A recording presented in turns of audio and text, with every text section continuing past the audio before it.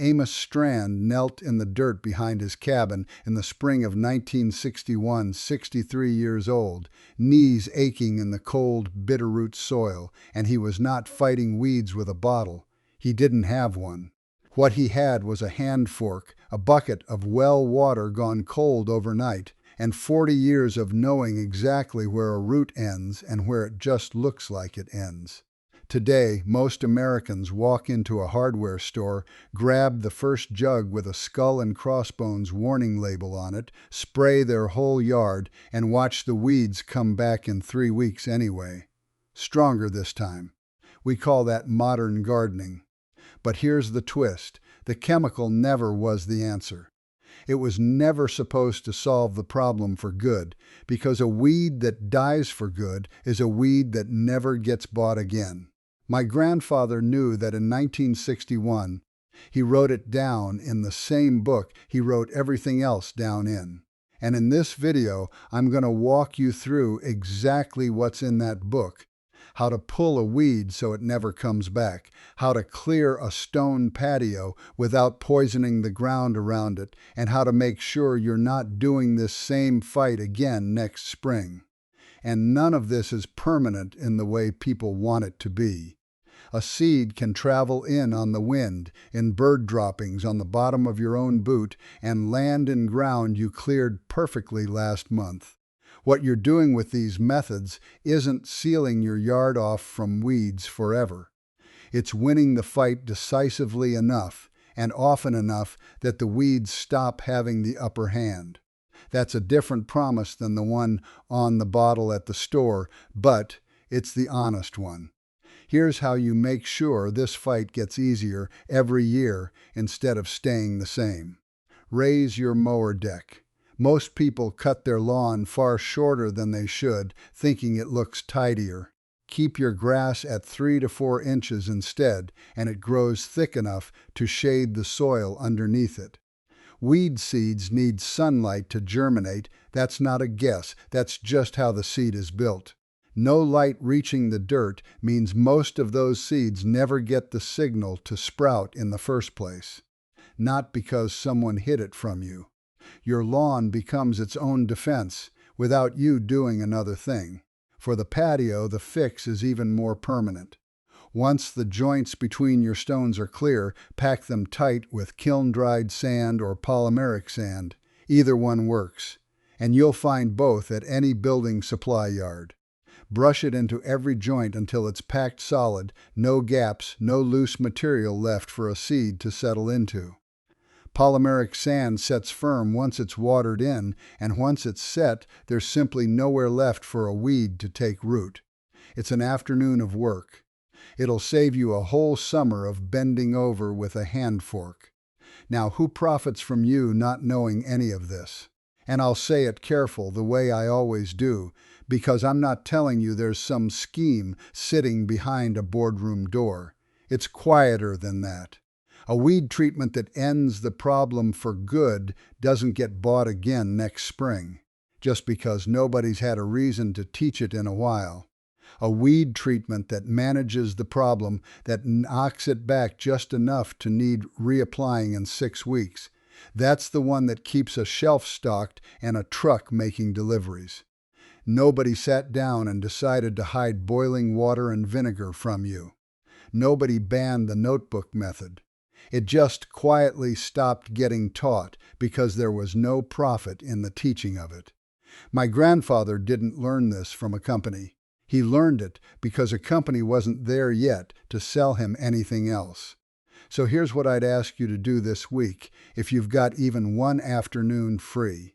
Pick one corner of your yard, the worst patch, the one you've been avoiding, and go after it properly. One tool, root and all, or a kettle of boiling water if it's along your patio. Not the whole yard, just one corner done right. My name is Silas Redfern. And come down to the comments and tell me, what did your grandparents do out in their own gardens that nobody bothers teaching anymore?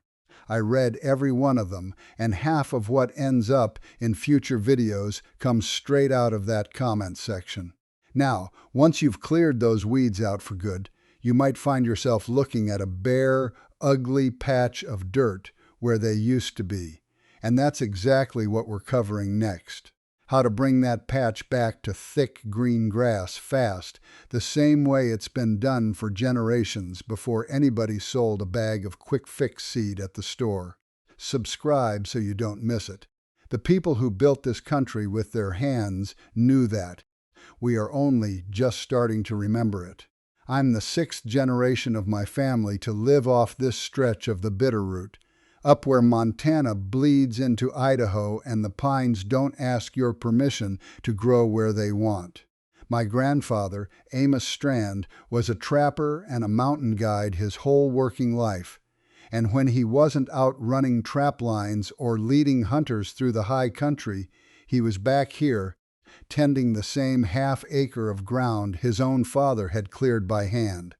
That ground still had to feed a family. And a garden that gets choked out by weeds every June doesn't feed anybody.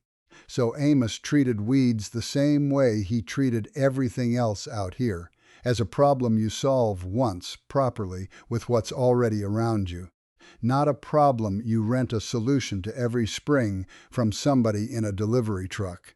He kept a notebook, deer hide cover, hand-stitched, pages gone soft at the corners from being carried in a coat pocket for the better part of 30 years.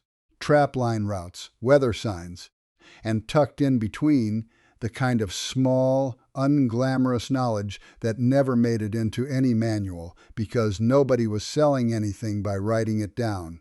That's what I'm handing you today. Everything I'm showing you today, I'm reading straight out of that deer hide notebook. Pages my grandfather started filling back in the winter of 1958, the same winter he broke his hip and couldn't run the trap lines.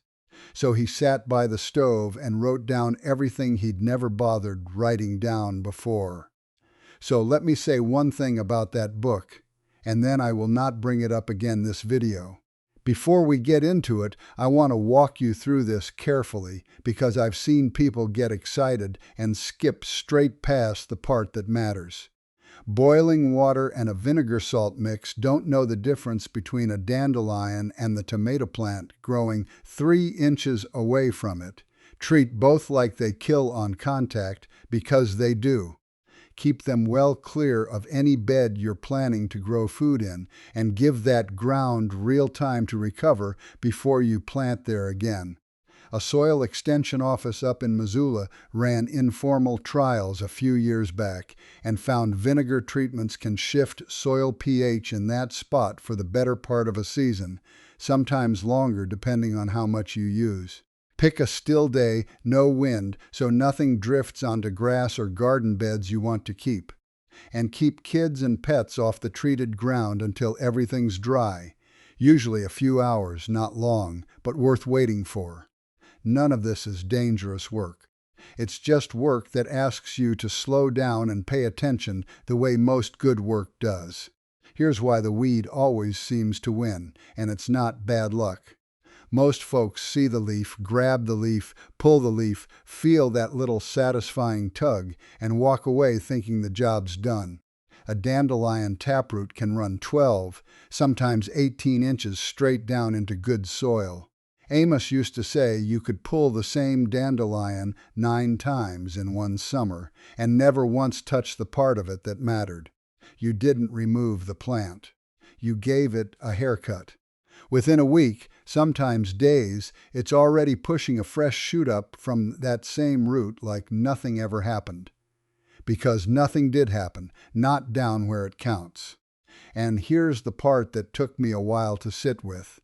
A weed killer that worked once and for good would only ever sell once. There's not much reason to build a product that puts itself out of business. I'm not telling you there's a plot behind the counter at the garden store. It's quieter than that. It's just that a solution which needs repeating tends to survive a lot longer on a shelf than one that doesn't. Now, before you touch a single tool, understand you're not fighting one problem.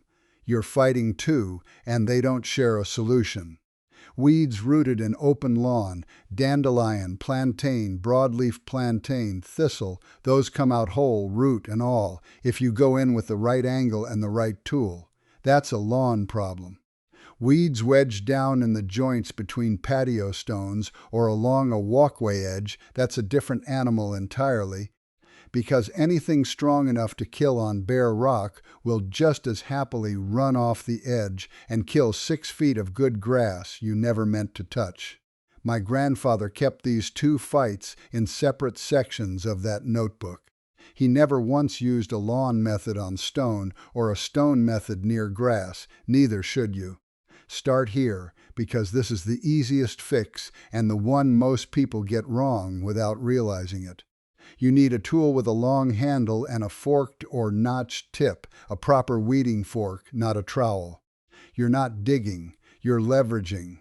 Find where the leaves meet the ground, and about 2 inches out from that center point, drive the tool straight down alongside the root, angled slightly inward, until you feel it stop against something solid underneath. That's the base of the taproot. Now lever the handle back, slow and steady, like you're prying up a stubborn nail, not yanking, prying. The whole plant should come up in one piece, root trailing several inches below the leaves, pale and intact. Amos used to check the tip of the root after every pull. If it came up with a clean point, tapered naturally, you got the whole thing. If it looked snapped off flat, torn, you left something behind, and that plant's coming back in a week whether you like it or not. He'd go back over that same spot within a day or two if the tip looked wrong. Most people never check. That's the whole difference between doing this once and doing it every summer for the rest of your life. This works on dandelion, plantain, and thistle, anything built around one deep central root rather than a spreading network. For plants like clover or creeping buttercup, which spread sideways through runners rather than down through one root, hand pulling alone won't keep up. That's a lawn-wide problem, and it needs a lawn-wide answer, which we'll get to. This is the one Amos used more than any other because it costs nothing and it works every time, no exceptions. Boil a full kettle, and I mean rolling, not just warm, and carry it straight out to the patio while it's still steaming. Pour it directly onto the crown of the weed, right where the leaves meet the stone, and let it run down into the joint after it. Boiling water kills plant cells on contact. The moment it touches living tissue, that's it, done. Within a day, sometimes 2, whatever you poured it on will have gone from green to brown to nothing. No residue, no runoff that matters, nothing left behind in the joint but a dead plant you can brush out with a stiff wire brush once it's dried up. The only rule here is precision. Pour it where you mean to pour it. A kettle of boiling water off target can just as easily scorch the edge of a flower bed or a patch of grass bordering the patio, and unlike the weed, that grass didn't do anything to deserve it. Keep the spout low, keep your hand steady, and treat each joint one at a time rather than trying to flood the whole patio at once. For weeds that keep coming back even after boiling water, or for a patio with dozens of joints and not enough kettle in the world to cover them all in one afternoon. This is the mixture my grandfather kept written on its own separate page, underlined twice. 1 gallon of plain white vinegar. 1 cup of table salt, stirred in until it's fully dissolved. A tablespoon of dish soap added last. That's the whole recipe. The vinegar's acid breaks down the waxy coating that protects a leaf from moisture loss. That coating is the plant's armor, and without it, the leaf dries out fast. The salt draws water out of the plant's cells through basic osmosis, dehydrating it from the inside. And the dish soap isn't there to kill anything, it just breaks the surface tension of the liquid so it clings to the leaf instead of beating up and rolling off the way water does on a waxed surface. Pour it into a spray bottle, pick a dry, sunny, windless afternoon. Heat speeds the whole process up considerably, and spray it directly onto the leaves of the weed until they're soaked through. Avoid the joints themselves where you can, and absolutely avoid any nearby soil you plan to plant in, because that salt doesn't go anywhere on its own. It sits in that ground and makes it inhospitable to anything you try to grow there for a long while after. This is not a lawn treatment. I want to be plain about that. Salt in a lawn will kill grass just as dead as it kills the weed standing next to it. This recipe belongs on stone, brick, and gravel, nowhere your grass roots can reach it. Now I want to be straight with you, because I've never once believed in selling somebody a fix that doesn't hold up. None of what I just showed you will touch a lawn that's already lost the fight. Clover spread wall to wall, creeping buttercup running under half your grass, that kind of widespread takeover. Hand tools and boiling water are precision instruments.